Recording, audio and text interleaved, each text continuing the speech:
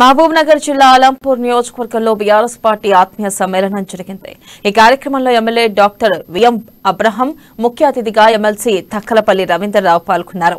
తెలంగాణ రాకముందు పాలమూరు పరిస్థితి దారుణంగా ఉండేదన్నారు తక్కెలపల్లి రవీంద్రరావు। కానీ తెలంగాణ సాధించుకున్నాక పాలమూరు రూపురేఖలు మారిపోయాయని చెప్పారు। సీఎం కేసీఆర్ నాయకత్వంలో బంగారు తెలంగాణ సాకారమవుతుందని రవీంద్రరావు పేర్కొన్నారు। తెలంగాణ రాష్ట్రాన్ని తెచ్చిన పార్టీ ఈ బీఆర్ఎస్ పార్టీ, ఇంతకు ముందు టీఆర్ఎస్ పార్టీ।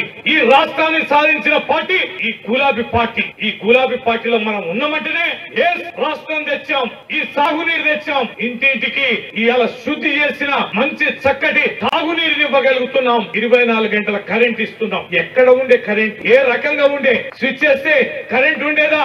రాత్రిపూట పొద్దు సమానం కష్టపడి రాత్రిపూట పడుకుందామంటే దోమలు కలుస్తాయి, ఫ్యాన్ వేద్దామంటే ఫ్యాన్ నడవకపోయేది। పొద్దు సమానం కష్టపడి వచ్చి ఇంటికి వచ్చి ఇంత